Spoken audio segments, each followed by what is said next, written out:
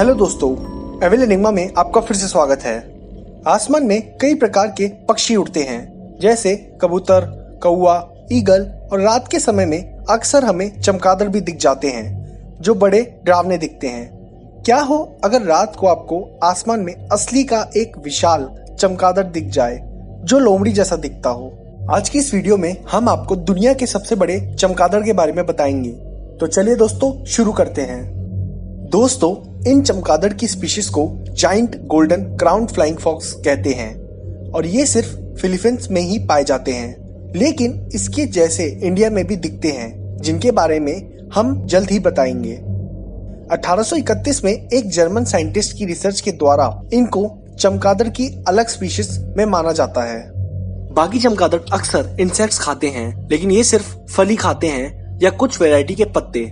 अंजीर इनका फेवरेट खाना है और उसके पेड़ों पर ये चमगादड़ अक्सर पाए जाते हैं। दिन में ये सब सोते हैं और सांप, ईगल और इंसानों से छुपकर अपनी रक्षा भी करते हैं। रात को ये गोल्डन फ्लाइंग फॉक्स दूसरे स्पीशीज लार्ज फ्लाइंग फॉक्स के साथ मिलकर खाने का जुगाड़ करने के लिए निकलते हैं। इन स्पीशीज में अच्छी दोस्ती रहती है और एक दूसरे की रक्षा भी करते हैं। ये दोनों दुनिया के सबसे बड़े और भारी चमगादड़ हैं। इनका वजन 1.5 किलो के करीब होता है और ये अपने पंख 6 फीट तक खोल लेते हैं। सिर्फ इनसे भारी वजन के चमगादड़ साउथ इंडिया में पाए जाते हैं, जिन्हें इंडियन फ्लाइंग फॉक्स कहते हैं। सारे फ्लाइंग फॉक्स अपने बॉडी वेट से 2 गुना खाना भी खा सकते हैं। अगर कोई 1.5 किलो का है तो वो 3 किलो तक खाना खा सकता है। इनका नाम गोल्डन क्राउन इसलिए पड़ा क्योंकि इनके सर पर वी शेप में गोल्डन पैटर्न है, जो गर्दन तक आता है और पूरी शक्ल इसकी लोमड़ी से मिलती है। जब ये उड़ रहे होते हैं तो ऐसा लगता है कि कोई पंख वाला डायनासोर उड़ रहा हो, लेकिन दिखने में जितने ये भयानक हैं, उतने ही कमजोर और डरपोक भी। ये इंसानों पर और दूसरे जानवरों पर कभी हमला नहीं करते। आपने सुना होगा कि कोरोना वायरस और चमगादड़ में कोई संबंध है। जी हाँ, ये बात सही है। कोविड-19 वायरस का जेनेटिक कोड चमगादड़ में मिलने वाला कोरोना वायरस से 96% मैच करता है। चमगादड़ की हर स्पीशीज में अलग अलग टाइप के वायरस पाए जाते हैं। गोल्डन फ्लाइंग फॉक्स में भी एक संक्रामक वायरस पाया गया था, जिसको रेस्टोरेंट वायरस कहते हैं, जो इबोला वायरस की कैटेगरी में आता है। ये वायरस सिर्फ जानवरों पर असर करता है, लेकिन इंसानों पर नहीं। दोस्तों, आम चमगादड़ की नजर ज्यादा कुछ देख नहीं पाती। ये सब लगभग अंधे ही होते हैं और आवाज के जरिए अपने सब काम करते हैं।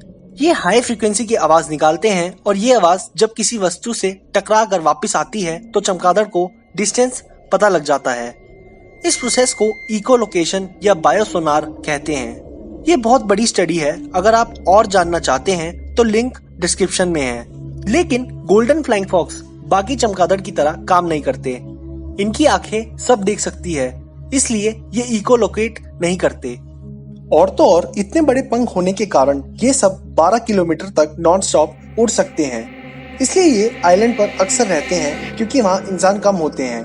2016 में इनको ऑफिशियली एंडेंजर्ड स्पीशीज डिक्लेयर कर दिया गया था। 30 साल में इनकी तादाद 50% हो गई है।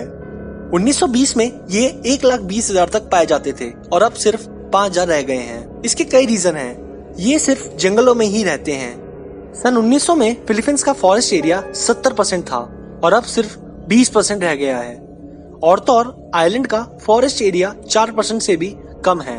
अगला रीजन है इसका शिकार। बड़ा साइज होने के कारण इनको मारना आसान होता है और इनसे ज्यादा मीट मिलता है। जब शिकारी इनको हवा में मारते हैं तो ये एकदम से नीचे नहीं गिरते, बल्कि ग्लाइड होकर दूर जाकर गिरते हैं। इसलिए अगर शिकारी को 10 चमगादड़ भी चाहिए तो उसे लगभग 30 चमगादड़ मारने पड़ेंगे। इनका शिकार करना इलीगल है, लेकिन फिर भी होता है। अगर ऐसा ही चलता रहा तो ये जल्द ही एक्सटिंक्ट हो जाएंगे। और भी मिस्टीरियस वीडियोस के लिए हमें सब्सक्राइब करें और बेल आइकन क्लिक करें, जिससे आप लोगों को सबसे पहले मिल सके हमारी वीडियोस की नोटिफिकेशन। साथ ही साथ हमें इंस्टाग्राम पर फॉलो करें।